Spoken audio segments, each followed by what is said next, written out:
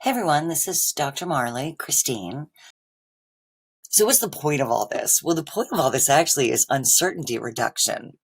The most cited stress or anxiety inducing for college students concerning online classes is uncertainty. It's the not knowing. And a big part of that comes because we teachers may not be doing the same uncertainty activities which occur more naturally in face-to-face.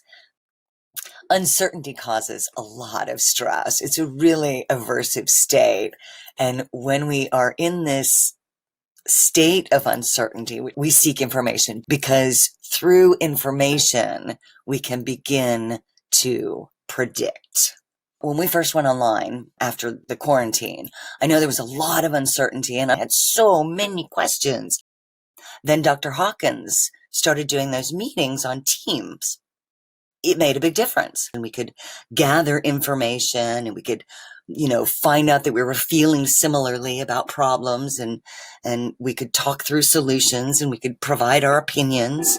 And all of this seeking and finding information is what helped to reduce the anxiety. So there's been a lot of research, and what we know is that with uncertainty reduction, people are going to seek information. And not only are they going to seek information, but they're going to need more at the beginning than they'll need as the relationship or the situation continues. Something else we know about uncertainty reduction is that in circumstances in which we are in a new situation, a new relationship, unique or different kind of relationship, the relationship itself has changed. In those circumstances, reciprocity is at its highest at the beginning, and then as uncertainty is reduced, there is less need for symmetrical exchanges. Also, early on in relationships or uncertainty experiences, when we find a similarity, it reduces our uncertainty and our anxiety. So we look for things that are similar between ourselves and other people. And the more we like something, the less we will feel uncertain about it. There is an inverse relationship between uncertainty and communication satisfaction. And then the last one, shared communication networks reduce uncertainty, while a lack of shared communication networks increases uncertainty. And that's Berger and Gundikust. When we have a way that we can share a network, when we have like email that we share that format and it becomes a constant for us, that decreases our uncertainty. We become more certain. With uncertainty, we are looking for patterns or structures or some kind of consistency to gain some predictability to our circumstances. And students are just trying to reduce their uncertainty about you and your class, right? Or me and my class. And they're asking questions like, are we nice? Are we mean? What are our biases? Are we going to interact, or are we just going to dump stuff on the web for them? Or are you going to do computer grading? Is there personal grading? And where are the readings? And how long and hard is the work, right? They are looking for patterns and for predictability. When we provide these things for them, they will feel safer. And when they can see the connections, the consistencies, the patterns, the structure, when they can see the similarities or that the norms are in place, when they can connect with they can make connections between texts and theories and concepts and the like, when they see those connections in all of those forms, they have greater intellectual success. It starts the first day when you introduce yourself and the class. You begin by introducing yourself, giving the student some kind of short version of your vita, any outside work or responsibilities, probably saying how long we've been teaching, maybe mentioning something personal, like a husband, wife, cats, dogs, affinity for coffee or gardening. We may even try out our first joke and see how they respond. So why do we tell them all that information? Well, it's to connect with them. It's to get them to know us and to help us begin to get to know them and for all of us to be a bit more comfortable. It's the start of a relationship, and that doesn't happen by accidents. Personalizing your communication will help you connect with and build positive relationships with your online students. Your students want to connect and you want to connect. So here's an example. When you're responding to a student's communication to you, start by using their first name. Even if it's a reply, back and forth with an email, use their name every time. If you talk to them on the phone or you talk to them in Teams, use their names. You have to do some kind of introduction. And if you do some kind of introduction or getting to know each other exercise, you are counting on reciprocity. And reciprocity comes from Berger and Calabrese. In its most simple form is I give you something, you give me something. But reciprocity is actually way more complex. It does work really well for gaining trust and for gaining information. Reciprocity is strongest at the beginning of the relationship, but it's going to taper off as the relationship builds. The type of information changes as well. Early on, we share more demographic and less intimate and personal details, but the less uncertainty that we feel, the more likely we are to share more personal and intimate information, but we won't be led by reciprocity so likely. Think of someone you've been friends with or married to or a long-term relationship, and think about the reciprocity that was needed in the beginning to create that relationship. You needed reciprocity at the beginning to actually figure each other out. And then as you get to know each other, you don't feel like you have to actually share every time. So like if I have a bad day, my husband doesn't respond with, yeah, me too, right? Because I have to tell you about my bad day now. But instead, since the relationship has gone on for a while, it has decreased quite significantly. Make the connection early. Require some kind of opening exercise. Share and ask for something a little more deep. Reciprocity is at its strongest, and if you can get your students to start interacting early, then you start to set some patterns. Sometimes I just use a simple forum and I ask them to introduce themselves, their major, family, cats, dogs, athletics, hobbies. Reciprocity is interesting because if I mention a dog, then they'll mention dogs or animals. If I mention my kids, they'll mention their brothers and sisters. If I mention work, they mention work. So on and so forth, because there's this pattern of mirroring each other in the early stages of reciprocity. So if I only give them 5 or 10 points for this opening exercise, it's not costing a lot, but the benefits will actually be quite big. I provide this sort of short introductory biography.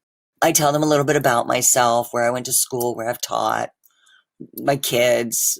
If you do something early on to immediately reduce this uncertainty and to reduce the anxiety, you're helping your students, but you're also helping yourself because now you can read these and you can know more about your audience. And you definitely need to know more about your audience. You usually do this stuff in class, but that's not going to be an option. You could do something else and still require them to do it in the written form or offer them a variety of ways to do it. And you could still do it in this forum if you wanted to do videos. You could post a video and you could ask your students to all post a video as well. Back to day one, you probably provide some overall structure your course is going to take and you do it in class when it's a face-to-face class, right? You probably move to talking about the class, maybe going through the syllabus or at least some highlights, and you mention the types of assignments and maybe what it's going to take to be a successful student in the class. You try to provide the students with a bit of structure. We can do physical and visual structure, which will really calm the students down. So we provide a great deal of structure just in labeling online. Online needs to be really organized and consistent. I try and find a predictable way for my students to negotiate my pages. Notice for each and every week for this particular course, everything is set up in this perfectly structured format. So Monday we read, we look at PowerPoints. Wednesday we watch the lecture and they do the prediction, or they do the reflections, and then on Friday they take a quiz. In class, what happens is that they hear you offering these helpful suggestions, they get a feel for your personality, and they have this understanding of the structure of the requirements and have probably even gauged the rigor of your class at this point. Personally, I like to use things like read, watch. You can use any number of types of labels. Just be sure that they are clear, concrete, concise, one word pretty much in all cases. It also helps them to negotiate your website, and anything you can do to help them negotiate the website is going to help you. Students don't know the norms for online classes. They know the norms for face-to-face classes, and you can set the norms for your class online. And what you do is you use clear, concrete, concise structure and names to provide that certainty and to provide those patterns within your course. So let's look at like reminding students. I probably remind students every single class period that something is going to be due soon, right? And I do it because somebody's going to forget. Somebody in the class is not going to remember to do the assignment. And so I reward them by, when they come to class, by reminding them of the assignments and ensure that all of my students are going to get it in, right? But they're no longer coming to class at a specific time, and they're going to forget a lot more. And remember, this is a really bizarre uncertainty time in terms of all kinds of other issues outside of your classroom. They're going to be even more forgetful. Like on Sunday, I send an email to the entire class about what needs to be accomplished that week. It's a weekly reminder. The day after something is due, I'll go back through and see if someone has missed something or didn't turn it in. And I'll send them an individual or a personal email saying, you know, very nicely, you've missed the assignment. What happened? I happen to have, depending on the particular assignment, 24 or 48-hour window in which I'll reopen it and let them turn it in for no minus points or anything like that, just because online has its own complications. Figure out the form of communication that you're going to use, and then use it consistently. Same day of week, same time of day, similar format. And if you're insanely consistent about this, your students will learn the norms, and that will build trust. Now, you can send emails, or you could use a form like text, which there's a Remind app that you can use. And then you also want to do some things in the course structure, like turning on the deadline and label in bold, large letters, due, and turn in here with the date. Consistency also needs to be applied to assignment instructions. When you put together the assignment instructions, you basically need to be telling the students what you would be evaluating, those criteria for this assignment. It's both on the assignment sheet, and then it's also on my evaluation sheet. I follow the same format, or a very similar format, in order to ensure that my students will see that the same activities are required for all of these assignments in the same kind of way. So I do topics, sources, the number, the use, the style. When we're in our classroom, we actually talk our students through these assignments and highlight certain things, because otherwise students will often they'll go off on their own and come up with different ideas. You can do a very simple audio recording with just the picture of the assignment up, walk them through it, highlight the parts that need to be highlighted, do what you would do in class. You don't have to even show your face during this, but a short, quick explanation that highlights where the problem areas are can make a very big difference in your students' ability to do the assignment. Also notice that with the assignment sheets, if you keep those consistent, it actually goes a long way. Cap things, bold things, larger type, do different colors. Remember, students skim material. We don't have to like it, but the truth is that they're going to skim it. And so we need to make the format of our assignments in a way in which skimming will actually get them to focus in on the things we need them to focus in on. The other factor in terms of assignments is this scaffolding. I'm usually really informal about this in my face-to-face classes. So, for example, in this public speaking class, I'll ask the students if they've come up with their topic one day, and then, a few days later, I'll ask them again. Okay, so everybody needs to have their topic, and everyone will have a topic, and I'll say, okay, so now talk to me about your sources or your research, and I'll bring that topic up a few times in class, just asking them how they're doing. And depending on the complexity of the assignment, I might pretty much every single class period ask them something about the assignment. And this is scaffolding, right? This is putting the assignment into smaller steps. So what you do online is that you scaffold this stuff. And if you can see these, you'll see that they have their topic due on one date, and then they'll have their sources due a couple of days later. Then I ask them to outline their main points. All of these are turned in, and I look over all of them, and I provide feedback to each of these. And it's just scaffolding. I ask them to do a little bit of it at different times because I would do that in class. I find grading easier with the scaffolding because it's broken into smaller pieces, and I can look at just a shorter section, and it takes me less time to go through, say, the sources. Sometimes I'll use them to build up to a final paper, some kind of summative piece, and then those papers are always easier because they're better. And I've caught a lot of the errors and they're fixed. Instead of a big test, I might have them answer some forum questions over a period of, the same amount of time, 3 or 4 weeks, or whatever it would be before you give an exam. And you just divide the points out and you divide the grading out into smaller chunks, so it's easier to get done.